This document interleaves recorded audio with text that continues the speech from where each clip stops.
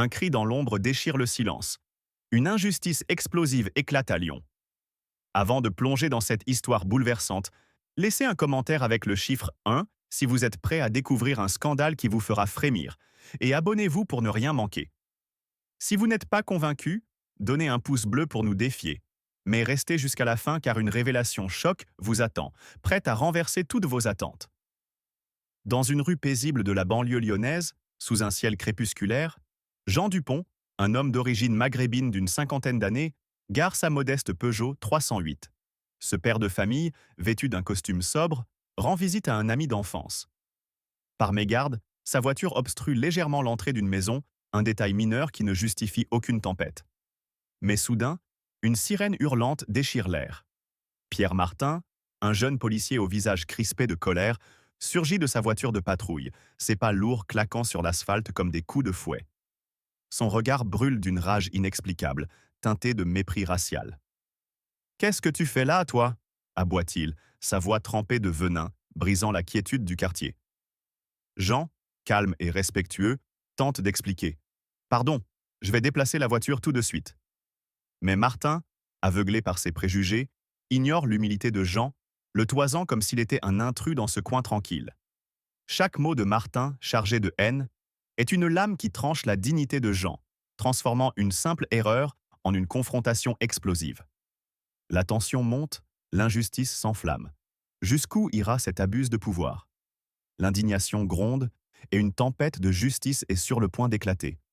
Alors que le crépuscule enveloppe Lyon d'une lueur orangée, la rue paisible, où Jean Dupont, père de famille d'origine maghrébine, a garé sa Peugeot 308, devient le théâtre d'une injustice criante. L'écho des sirènes et le claquement des pas de Pierre Martin, jeune policier arrogant, résonnent encore dans l'air, reliant cette scène à l'explosion de colère qui va suivre. Loin d'être une simple altercation pour un stationnement légèrement gênant, ce moment marque le début d'un affrontement où le mépris racial et l'abus de pouvoir s'entrelacent dans une danse destructrice.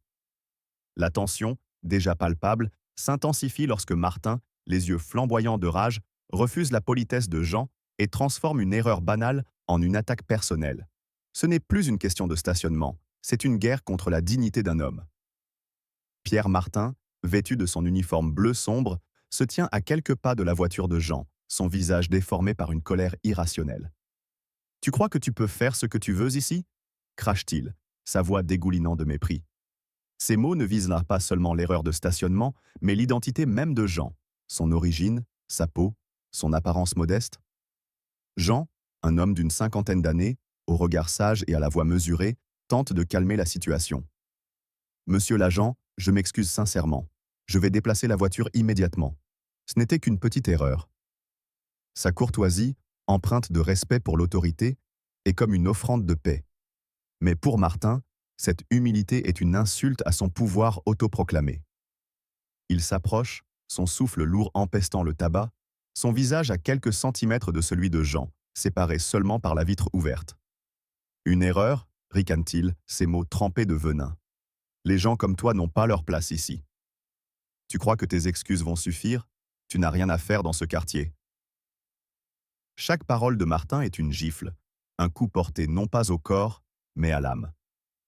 Son ton, chargé de préjugés raciaux, trahit une haine profonde, une conviction qu'un homme d'origine maghrébine, conduisant une voiture ordinaire, n'a aucun droit de commettre la moindre faute, même insignifiante. Jean sent une vague de colère monter en lui, une indignation forgée par des années de regards méprisants et de discrimination subtile. Pourtant, il reste maître de lui-même, un roc face à la tempête. « Monsieur l'agent, répond-il, sa voix ferme mais toujours polie, je suis un citoyen respectueux des lois. Vos paroles sont inappropriées et dépassent vos fonctions. Je vais déplacer ma voiture, mais je ne tolérerai pas vos insultes. » Ces mots, prononcés avec une dignité inébranlable, sont comme une étincelle jetée sur un baril de poudre. Martin, habitué à ce que son uniforme inspire la crainte, sent son autorité défiée. Son ego blessé, alimenté par ses préjugés, explose en une fureur incontrôlable. Dans un élan de rage, Martin s'écarte légèrement, son regard scrutant la rue déserte. Un détail inattendu ajoute une couche de tension. Une vieille femme, observant depuis sa fenêtre à quelques mètres, semble hésiter à intervenir, son téléphone à la main. Martin, ignorant ce témoin potentiel, Se concentre sur Jean, qu'il perçoit comme une menace à son pouvoir. Tu oses me parler comme ça hurle-t-il, ses veines saillantes sur son cou. Tu vas voir ce que ça coûte de défier un policier. Ces mots, chargés de menaces, résonnent comme un ultimatum. Jean, toujours assis dans sa voiture, soutient son regard, refusant de céder à l'intimidation. Cette résistance calme mais inébranlable attise encore plus la fureur de Martin. Il semble croire que son uniforme lui donne un pouvoir absolu, un droit de punir ceux qu'il juge indignes. Déplace ta voiture maintenant et ferme-la, ordonne-t-il, sa voix tremblante de colère. Sinon, tu vas regretter d'être venu ici. Ce moment est un point de non-retour. L'injustice, le racisme flagrant et l'abus de pouvoir de Martin ne sont plus seulement des mots. Ils sont une violence prête à éclater. Jean, conscient des risques, choisit ses mots avec soin. Monsieur, dit-il, sa voix gagnant en gravité, je vais déplacer ma voiture, mais vos actions seront signalées. Votre comportement est inacceptable et je m'assurerai que justice soit faite. Ces paroles, prononcées avec une autorité naturelle, sont un défi direct à l'arrogance de Martin. Pour le policier, c'est une insulte insupportable. Il ne voit pas un citoyen défendant ses droits, mais un homme qu'il considère comme inférieur osant le confronter. La rage de Martin atteint son paroxysme, préparant le terrain pour un acte de violence qui choquera tout Lyon. Ce qui rend cette scène encore plus révoltante, c'est le contraste entre la dignité de Jean et la brutalité de Martin. Jean, père de 2 enfants, a toujours enseigné à sa famille l'importance de la résilience face à l'injustice. Ce n'est pas seulement son honneur qui est attaqué, mais aussi les valeurs qu'il transmet à ses proches.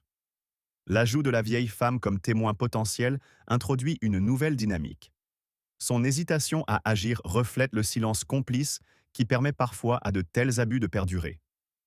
Cette histoire ne parle pas seulement d'un affrontement individuel, mais d'un combat plus large contre les préjugés ancrés dans les institutions. La fureur de Martin, alimentée par son racisme, est une trahison de l'uniforme qu'il porte, une insulte à la confiance publique. Chaque mot, chaque geste, pousse le spectateur à s'indigner. Comment un homme censé protéger peut-il devenir un oppresseur aussi cruel? Si cette injustice vous révolte, tapez 2 dans les commentaires et abonnez-vous pour suivre la suite de cette histoire explosive. Partagez vos pensées. Jusqu'où ira cette confrontation? Ne manquez pas le prochain épisode, où une révélation fracassante changera tout. Dites-nous ce que vous ressentez face à cette trahison de la justice. Sous le ciel assombri de Lyon, où l'écho des paroles venimeuses de Pierre Martin résonne encore, la rue paisible devient une arène où la rage et l'injustice s'affrontent sauvagement. Jean Dupont, cet homme d'origine maghrébine, père de famille à la dignité inébranlable, reste assis dans sa Peugeot 308, face à un policier dont l'arrogance n'a d'égal que sa cruauté. Le mépris racial de Martin, qui a transformé une simple erreur de stationnement en une attaque personnelle, atteint un point de rupture. Ce n'est plus une altercation verbale. C'est une tempête de violence prête à tout engloutir. La tension, déjà insoutenable, explose dans un acte de brutalité qui choquera la ville entière et révélera la profondeur de l'abus de pouvoir. Pierre Martin, les yeux injectés de haine, recule d'un pas, son souffle court trahissant une colère incontrôlable. Ces mots « Tu oses me défier ?» grondent comme un tonnerre, mais Jean, fidèle à sa retenue, ne flanche pas.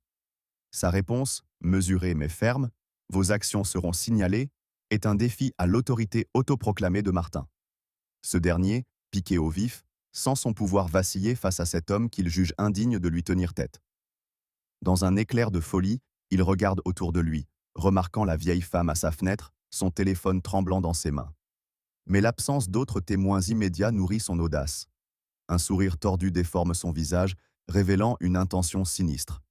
Il veut briser Jean, non seulement par des mots, mais par un acte qui marquera son emprise.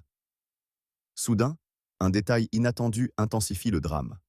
Un groupe d'adolescents, à vélo à l'angle de la rue, s'arrête, intrigués par la scène. Leurs regards curieux, leurs chuchotements nerveux ajoutent une pression invisible sur Martin, mais il est trop englouti par sa rage pour s'en soucier. Il attrape son bâton, le brandissant comme une arme de guerre. « Tu veux des conséquences ?» hurle-t-il, sa voix rauque de fureur. « Je vais t'en donner des conséquences !» Dans un mouvement rapide, chargé de haine, il abat son bâton sur la vitre latérale de la Peugeot de Jean. Le verre éclate dans un fracas assourdissant, projetant des éclats scintillants sur les sièges, le trottoir, et même sur le costume de Jean.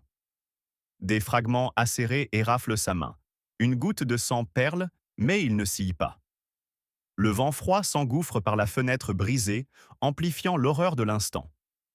Martin, immobile, tient encore son bâton, un rictus de satisfaction malsaine sur le visage. Il croit avoir triomphé, avoir humilié cet homme qu'il méprise pour sa peau, son apparence, son audace à le confronter. Jean, assis parmi les débris, sent une indignation brûlante monter en lui.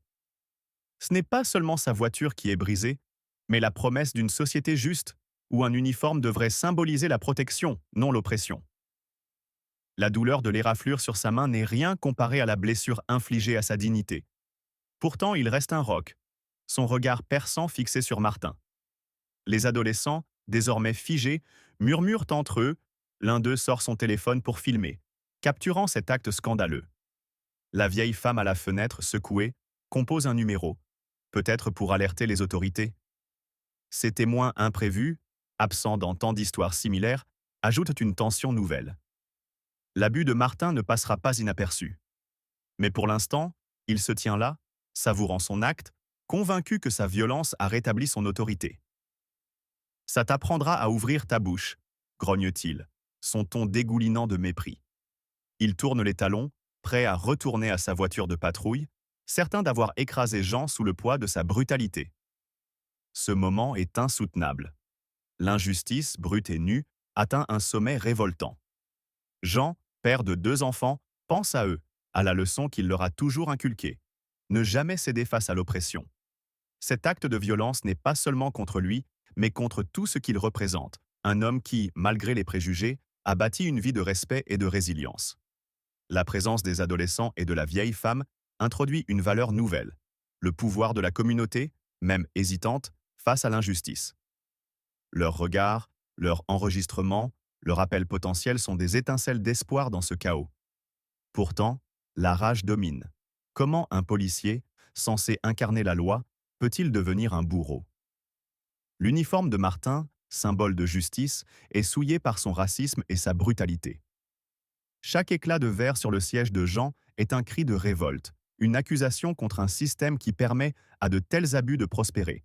La fureur de Jean, contenue mais incandescente, annonce une riposte imminente, une tempête de justice prête à balayer l'arrogance de Martin. Les éclats de verre scintillent encore sur le trottoir de cette rue lyonnaise, où l'écho du bâton de Pierre Martin fracassant la vitre de la Peugeot de Jean Dupont résonne comme une insulte à la justice. L'air froid s'engouffre dans la voiture, mêlé de l'odeur âcre du mépris racial et de l'abus de pouvoir. Alors que Martin, le policier arrogant, savoure son acte de violence, convaincu d'avoir écrasé la dignité de cet homme qu'il juge inférieur, un silence lourd s'installe. Les adolescents à vélo, figés à l'angle de la rue, filment la scène, leurs murmures trahissant l'incrédulité. La vieille femme à sa fenêtre, le téléphone à l'oreille, semble enfin prête à agir. Mais c'est Jean Dupont, calme comme une tempête contenue, qui va faire basculer ce drame. Dans un geste d'une puissance retenue, il révèle une vérité qui fera trembler les fondations de l'arrogance de Martin. Soudain, un éclair de défi brille dans les yeux de Jean. Il n'est plus seulement un père de famille insulté, mais un homme dont l'autorité cachée est sur le point d'exploser comme une bombe. Lentement, avec une précision presque théâtrale, il glisse sa main dans la poche intérieure de son veston, posé sur le siège passager. Martin, toujours campé devant la voiture, observe avec suspicion, sa main crispée sur son bâton, prêt à riposter à ce qu'il croit être une provocation. Les adolescents retiennent leur souffle, leur téléphone capturant chaque seconde. Jean extrait un portefeuille en cuir noir, usé par les années, et en sort une carte officielle. Sous la lumière pâle du crépuscule, l'éclat du sceau de la République française scintille. Les mots, gravés en lettres sobres mais implacables, s'imposent. Direction générale de la sécurité intérieure, directeur Jean Dupont. Un silence glacial fige la scène, comme si le temps lui-même s'était arrêté. Martin cligne des yeux, incrédule, son visage passant de l'arrogance à une terreur blême. Ses lèvres tremblent, incapables de former un mot. Le directeur de la DGSI, l'une des figures les plus puissantes de la sécurité nationale française, se tient devant lui, l'homme qu'il a insulté, menacé, et dont il a vandalisé la voiture par pur préjugé racial. La goutte de sang sur la main de Jean, éraflée par le verre brisé, semble crier une accusation muette. Vous êtes le directeur de la DGSI » balbutie Martin, sa voix brisée par la panique. Son bâton, symbole de sa Fausse puissance glisse de sa main et heurte le sol dans un claquement pathétique, amplifiant l'effondrement de son monde. La peur s'empare de lui, ses jambes vacillent et la sueur perle sur son front malgré l'air frais de Lyon. Jean, immobile, soutient le regard de Martin avec une intensité qui glace le sang. Ses yeux, d'ordinaire empreints de douceur, brûlent désormais d'une indignation contenue, une colère froide forgée par des décennies de lutte contre l'injustice. « Oui, monsieur Martin », dit-il, sa voix grave et autoritaire, chaque mot pesant comme un verdict. « Je suis Jean Dupont, directeur de la DGSI. Votre comportement, vos insultes racistes, votre violence gratuite, votre abus de pouvoir est une trahison de l'uniforme que vous portez. Vous avez attaqué un citoyen et vous en répondrez. » Ces mots, prononcés avec une clarté implacable, sont une gifle à l'arrogance de Martin. La foule naissante, les adolescents, maintenant rejoints par un voisin alerté par le bruit, murmurent, leur vidéo capturant l'humiliation d'un policier déchu. Ce moment est un séisme. L'injustice, si brutalement affichée, se retourne contre son auteur. Martin, qui croyait dominé par la force, se retrouve nu face à une autorité qu'il n'avait jamais imaginée. Un détail nouveau intensifie le drame. Une lettre froissée, glissée dans le portefeuille de Jean, tombe au sol alors qu'il range sa carte. C'est une note manuscrite de sa fille, un dessin d'enfant avec les mots « Papa, tu es mon héros ». Ce détail, aperçu par un des adolescents, ajoute une couche d'humanité déchirante. Jean n'est pas seulement un haut fonctionnaire, mais un père dont la dignité a été piétinée devant des yeux innocents. Cette révélation alimente la fureur collective, celle des témoins, celle des spectateurs imaginaires, face à l'outrage commis par Martin. L'uniforme, censé incarner la protection, est devenu un outil de haine. La colère de Jean, canalisée dans sa retenue, est une promesse de justice imminente, un cri silencieux contre un système qui tolère de tels abus.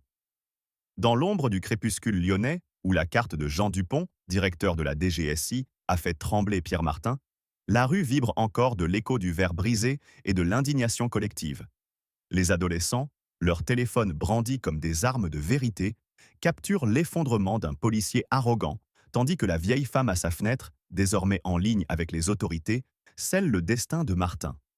La lettre de la fille de Jean, tombée au sol avec ses mots d'enfant, « Papa, tu es mon héros », flotte dans l'air comme un rappel déchirant de l'humanité bafouée. Mais ce n'est plus l'heure des insultes ou de la violence gratuite. C'est le moment où la justice, tel un couperet, s'apprête à frapper. Jean, avec une colère froide mais implacable, prend les rênes d'un drame qui va ébranler les fondations de l'injustice. Un vent glacial balaye la rue, amplifiant l'atmosphère lourde de conséquences imminentes.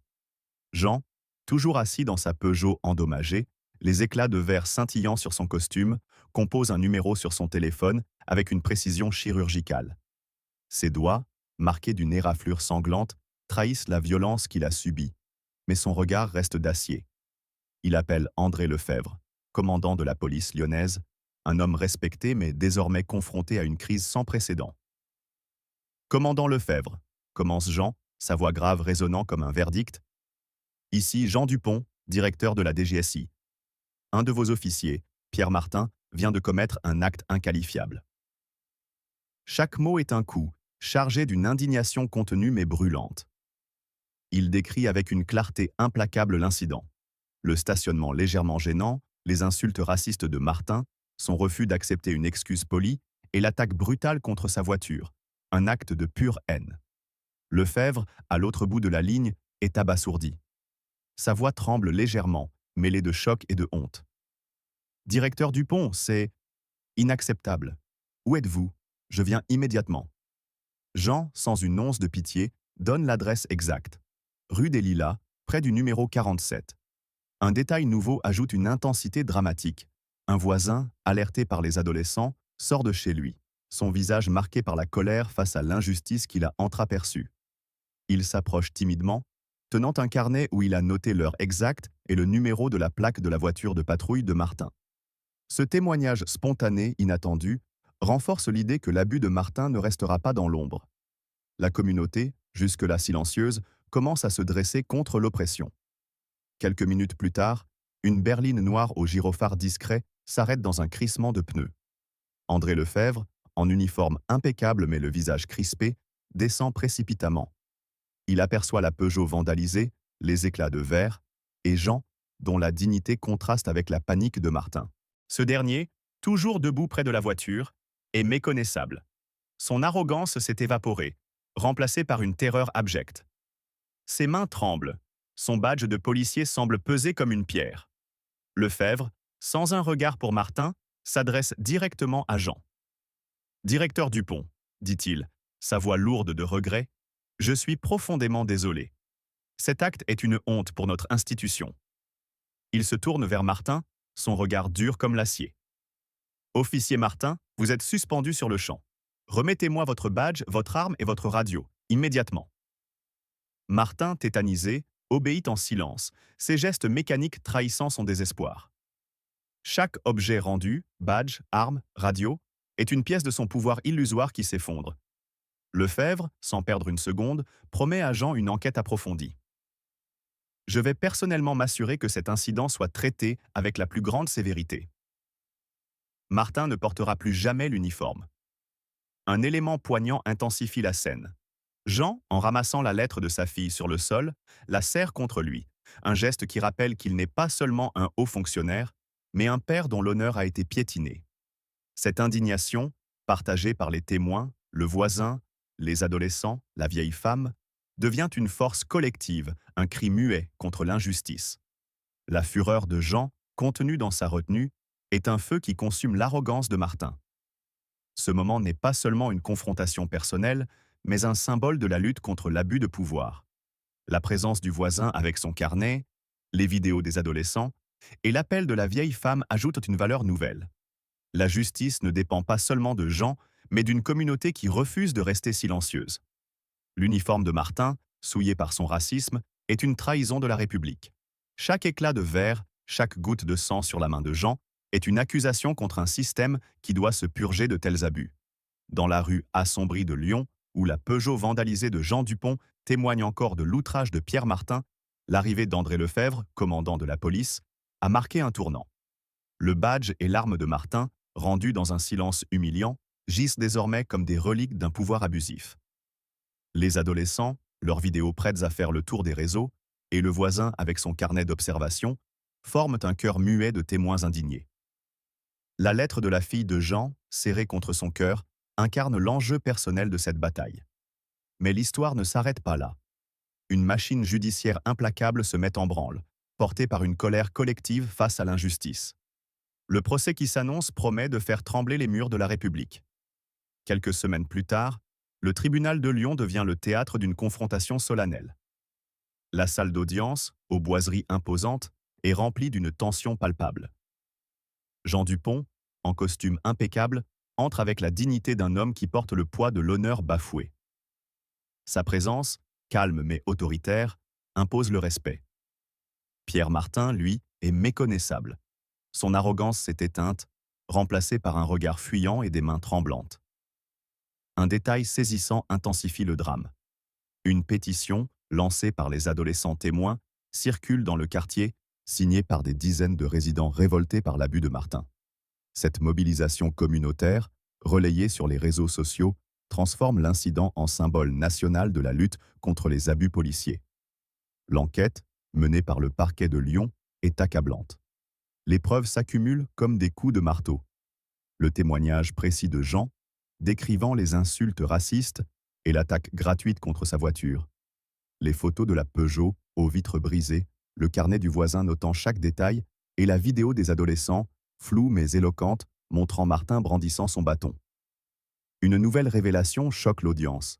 Une caméra de surveillance d'une maison voisine a capturé l'intégralité de l'incident, y compris les propos racistes de Martin, confirmant l'ampleur de sa faute.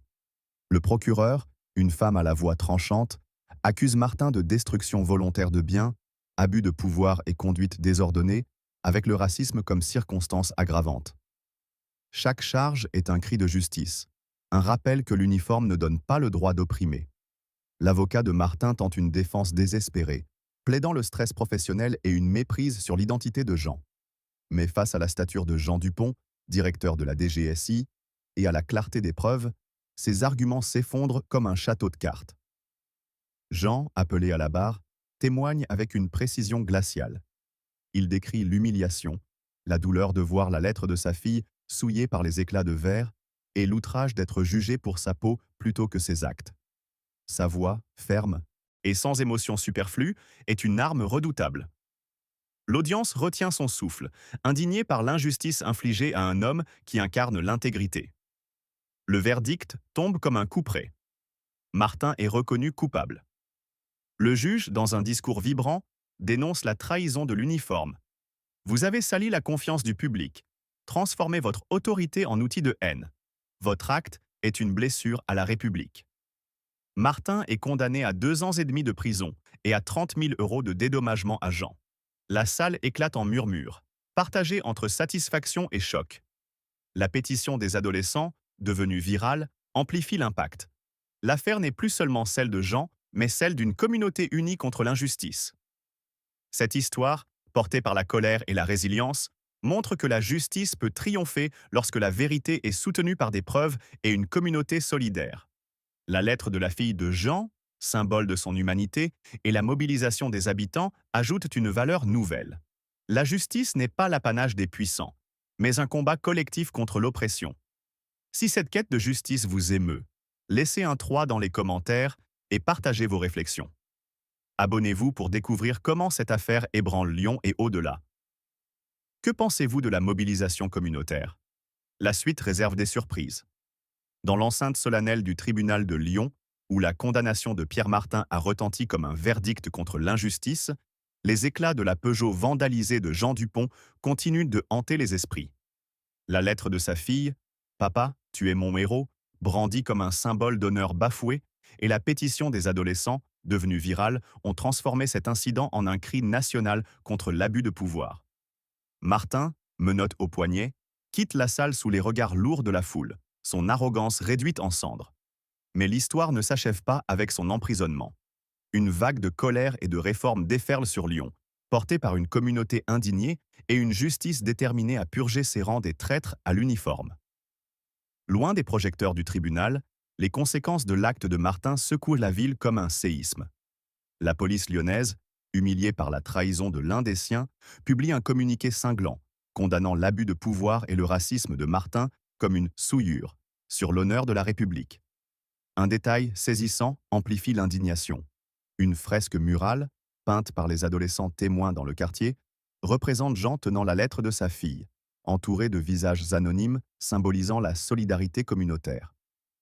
Cette œuvre, partagée massivement en ligne, devient un emblème de résistance, attisant la fureur contre les abus institutionnels. La municipalité, sous pression, annonce des réformes urgentes, formation renforcée sur l'éthique, la lutte contre le racisme et l'usage de la force, ainsi qu'une révision des protocoles de recrutement pour éradiquer les préjugés dès la source. Pour Martin, la chute est totale. Condamné à 2 ans et demi de prison et à 30 000 € de dédommagement, il perd non seulement sa carrière, mais aussi sa liberté et sa dignité. Dans sa cellule, le poids de ses actes l'écrase. Chaque insulte raciste, chaque coup de bâton, résonne comme une sentence qu'il s'est infligée. Jean, quant à lui, reste un roc. En tant que directeur de la DGSI, il incarne une justice implacable, mais son rôle de père, marqué par la lettre de sa fille, ajoute une douleur personnelle à sa victoire. Cette fresque vue par ses enfants devient une leçon vivante. L'injustice peut être combattue, mais à quel prix émotionnel? La colère de la communauté, canalisée par cette œuvre d'art, transcende l'incident individuel, faisant de l'affaire un catalyseur pour un changement systémique. Cette histoire révèle une vérité brutale. L'abus de pouvoir, nourri par le racisme, n'est pas un acte isolé, mais une blessure collective. La fresque des adolescents, nouvelle dans ce récit, incarne une valeur essentielle, l'art comme arme contre l'oppression, unissant une communauté dans sa quête de justice. La rage face à l'injustice de Martin ne s'éteint pas. Elle se transforme en un appel à la vigilance, à la réforme et à la solidarité. Lyon, marqué par ce scandale, devient un symbole d'espoir et de résistance, prouvant que même les abus les plus odieux peuvent être vaincus par la vérité et l'unité. Alors que Lyon se remet du scandale qui a vu Pierre Martin condamné et la police locale contrainte à des réformes, la fresque murale des adolescents, dépeignant Jean Dupont et la lettre de sa fille, reste un phare dans la ville. Ce symbole vibrant, né de l'indignation face à l'abus de pouvoir, continue d'alimenter la colère contre l'injustice. Mais au-delà du châtiment de Martin, cette affaire résonne comme un appel brûlant à repenser la société. L'histoire de Jean, père et directeur de la DGSI, révèle une vérité accablante. Même les gardiens de la loi peuvent devenir des oppresseurs. Un élément poignant marque cette conclusion. Une lettre ouverte, écrite par la fille de Jean, adolescente de 15 ans, publiée dans un journal local. Intitulée « Mon père, victime de la haine », elle dénonce le racisme qui a blessé sa famille, transformant l'incident en un cri universel. Cette voix juvénile, pleine de douleur et de courage, amplifie la fureur collective. L'injustice subie par Jean n'est pas qu'un affront personnel. C'est une attaque contre les valeurs de la République. Égalité, liberté, fraternité. La fresque et la lettre unies incarnent une valeur nouvelle. La jeunesse et l'art comme moteur de changement, défiant les abus institutionnels. Cette histoire, portée par une rage justifiée, prouve que la vérité, soutenue par une communauté unie, peut renverser les tyrans en uniforme. Elle exhorte chacun à combattre l'injustice pour que plus jamais un uniforme ne devienne une arme de haine. En 2025, l'histoire de Jean Dupont résonne comme un avertissement brûlant dans une société où la technologie et les réseaux sociaux amplifient chaque injustice. À Lyon, la fresque murale dépeignant Jean et la lettre de sa fille, devenue virale sur les plateformes numériques, incarne la lutte contre l'abus de pouvoir. La vidéo des adolescents, partagée des millions de fois, expose le racisme de Pierre Martin, tandis que la lettre ouverte de la fille de Jean dans Le Progrès galvanise une génération connectée. Cette affaire nous enseigne que l'injustice, même cachée dans l'uniforme, ne peut échapper à la vigilance collective. Les réformes policières, renforcées par des algorithmes de surveillance éthique, montrent que la technologie peut servir la justice, mais seulement si la communauté reste unie. La résilience de Jean, père et directeur de la DGSI, face à l'humiliation, nous rappelle que la dignité triomphe toujours. Pourtant, la douleur de sa famille souligne le coût humain de ses combats. Cette histoire, portée par la colère et l'espoir, nous exhorte à ne jamais tolérer le racisme ou l'abus, et à utiliser notre voix pour exiger des institutions irréprochables. Soutenons Jean Dupont, en partageant son histoire pour inspirer d'autres victimes à s'élever. Commentez vos réflexions. Comment pouvons-nous bâtir une société plus juste? Pour Jean, la prochaine étape est claire. Il doit s'appuyer sur cette victoire pour promouvoir des formations nationales contre les préjugés dans la police, et sa fille pourrait lancer une campagne éducative pour la jeunesse. Ensemble, agissons pour que la justice l'emporte.